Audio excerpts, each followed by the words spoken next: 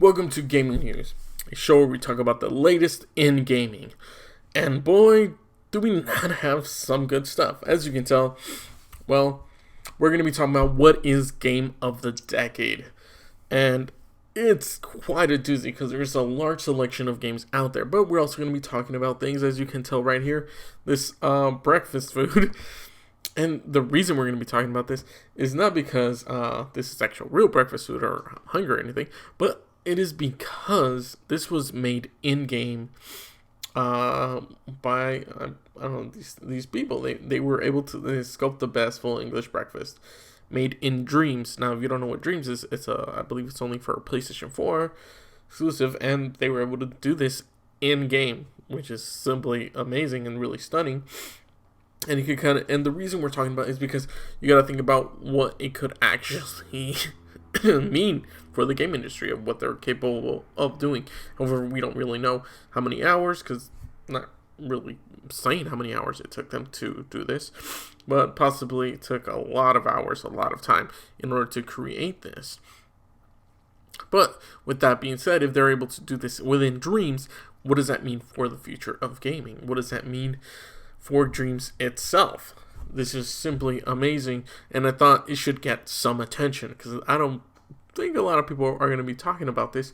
But yeah, I think that's something that a lot of you should be, kind of talking about. Like I said, it's something that's really great, and yeah, I kind of look forward to seeing what it's going to do over here. But with that being said, we're going to actually move on to the next thing, which is, of course, Platinum Games. Now, for those of you that are unaware, Platinum Games has released a lot of actual good games, pretty good, decent scores on console, just on every platform. But apparently now they're going to be doing something even bigger, where they've been kind of just producing a lot of games from a lot of different people. I believe one of them, that might have been Deep Silver, as I'm thinking. But yeah, they produce a lot of games. But now they're actually going to start developing their own games. They're actually going to, I guess, kind of do their own studios. This is Platinum continues to work on Bayonetta 3, which directly in there, this is by no public showing. However, arguably, this is going to be working on 2 new IPs, so that's going to be interesting to do. But yeah, they said that the company is also planning to move into self-publishing. So that's, I think, something that's going to be really great for just a lot of people to kind of, see them go in this direction, which is great because that means that they're going to be hiring more people. And considering that a lot of people have been let go, from Sony or other studios like Blizzard, Activision Blizzard, it's actually a great sign. It's a great thing for them to kind of be headed in this direction. Because, like I said, more and more people are going to get hired. There's going to be more jobs. Everything's just going to be more accessible to them. And I see this as a great positive thing. And, I mean, more games is always a good thing. And hopefully they're actually able to, produce some good games, publish some good games, make some good games. Because like I said, no one ever wants to see anyone fail in this industry or anywhere in life, except for those, who are, jerks. But with that being said, I actually look forward to this, to seeing what they're going to be doing and, where they're going to be going in the future this year. And so forth. So I see this as something great, and I really look forward to it. So yeah, let me know what you guys think about this, about, Platinum Games doing this, the direction that they're going, everything that's happening. I think it's something that, like I said, it's really great. I think it's going to do something amazing, just for the industry, for themselves as well. But yeah, let me know what you think about this if you just don't care. This is news that you're just like, you know what? No, thank you. I don't want to know about this. I want to know the main thing, which is, of course, Game of the Decade. For that, you can go ahead and fast forward and see what I say. Because right now, I don't know, because we're in real time. Because I stream this live on Twitch. Alright, so let's do this. So let's move on to this next thing, which is, of course, apparently Red Dead Redemption has on PC. I know, for those of you who are just only console, but I thought this would actually get a great mention. Because apparently on PC, they created a mod, a kind of realistic mod, which in all seriousness, it seems like it's really good. And they were able to kind of do this they said adding hypothermia. So what that means is like when you're in the mountains and the snow, all that stuff, you get it cold. When it gets to a certain temperature, yeah, you could actually freeze and you possibly die. So they have it right here in Celsius, because in the US, of course, they do Celsius and not degrees. But anyways, here it is for you. 20 degrees Celsius, sudden death.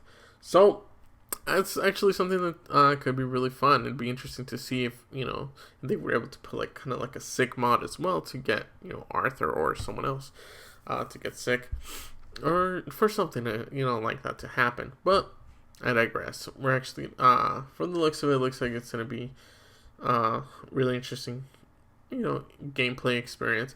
I wish that they would add that to PS4, to the consoles. But yeah, apparently they just have not, which is really disappointing, because I think mods would really expand the life of these games, these single player games, or just any game in general. Well, it's most likely single player, so it doesn't affect any other person. I would really enjoy that. But we'll see exactly where they're gonna go with this. Like I said, Skyrim and Fallout 4 did it, so Bethesda did it. Which those games were actually pretty good. But yeah, I just wish that, other games would actually be able to implement that into their games. Who knows? So we'll see in the future. But yeah, that was actually the some Red Dead Redemption news about hypothermia mod. But we're going to move on to the next, which is another mod, of course, from The Witcher 3. But the reason we're actually going to be talking, I got some stuff right here. But the reason we're talking about this is, well, Witcher 3 has actually had kind of a big resurgence in gaming recently, due to, of course, well, Netflix. And let me actually bring this closer over here, because it's actually kind of true.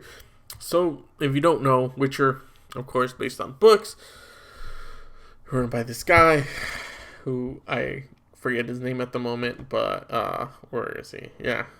I think it's Andrzej Sapkowski or something like that. Probably butchering the name. But yeah, this is actually very interesting, because they added like mods and stuff like that to actually make the game in a way more realistic. Do a lot of improvements. Of course, this does not work with New Game Plus, so if you're interested in that, it won't really work. But it says it helps the gameplay feel more realistic and more friendly. Where preparation is key to success. This is really interesting, because, of course, they've made a lot of changes as well. CD Projekt Red, but nevertheless, this is something that looks like a lot of fun, and I may check out, look online. But at the same time, like I said, I wish this was on console. It'd be nice to see things like this actually appear on console, and yeah, it would be something that's really exciting. So yeah, that's basically it. All I really have for The Witcher 3 Redux. When I first saw this, I thought, oh wow, are they doing this for console? But no, it turns out it's just a PC mod. But yeah, it just be really interesting to see more things happen. Just more interesting things. But yeah, thank you guys so much. Let me know what you think about this. If you guys want me to cover like some PC stuff or not, or if you just want me to cover console stuff like PS4, Xbox One, things like that nature. Yeah, and even Nintendo. I haven't covered any Nintendo news, but yeah, let me know down in the comments below what you think about that. Are you even interested, or are you just kind of like, nah, I'm just over it. Just cover console stuff. But yeah, but the reason I'm bringing that up, and we're getting to the main attraction, which is Game of the Decade. And sorry for taking so long, but the reason is I just wanted to save this for the end, because others I kind of had to speed right through. But the reason is, well, this is a thing. You guys can look it up. I'll have the link down below. If you want to check it out. If you don't, you don't have to. But 5 things the Witcher series teaches about playing The Witcher 3. Now, I'm not really going to go through with this. I'm only putting it up there in case you weren't interested, because there's maybe a lot of people who still haven't seen it. I know some people who still haven't seen it, which is ridiculous. But, hey, what people do with their time is their own business. But yeah, the reason I'm bringing this up is because The Witcher, like I said, had a resurgence. A lot of people are playing the game on Steam, on console as well. I'm playing it. It's a lot of fun. It's very exciting. And, well, apparently this person decided to do this article about, like, the top 10 most watched, I guess, YouTube games on YouTube. And it was interesting to look at that. And I was like, oh, could any of these games be a runner-up for Game of the Decade? And the answer is possibly. I believe at least one of them, Grand Theft Auto, could be a Game of the Decade, as well as Minecraft. But I think Minecraft came out way before, I would think. But as we look at this, as I'm seeing it, the one game that actually stood out to me was The Witcher. The reason for that is because it incorporated a lot of different things, a lot of great story, a lot of side missions that actually were pretty damn interesting. I'm still playing it and doing a lot of missions, which is super exciting, just to see and experience. There's a lot of games that kind of have side missions, like fetch quests and stuff like that.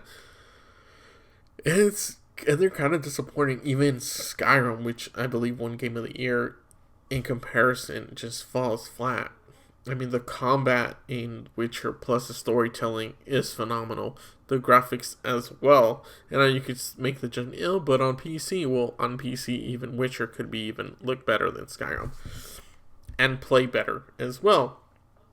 And actually a little less glitchy. I've had less glitches with that. But yeah, with this, like I said, just super excited with it, about Game of the Decade. And mine is, of course, going to be Witcher 3. Let me know what your Game of the Decade is in the past 10 years. I mean, look it up. Look up how many games you've played in the past 10 years. And what game stands out to you the most? Is it Legend of Zelda Breath of the Wild? I've heard that game. I never played that game, but I heard that game is really incredible and it's a great experience. And a lot of people had made some comparisons to, of course, Witcher or things of that nature, possibly other games.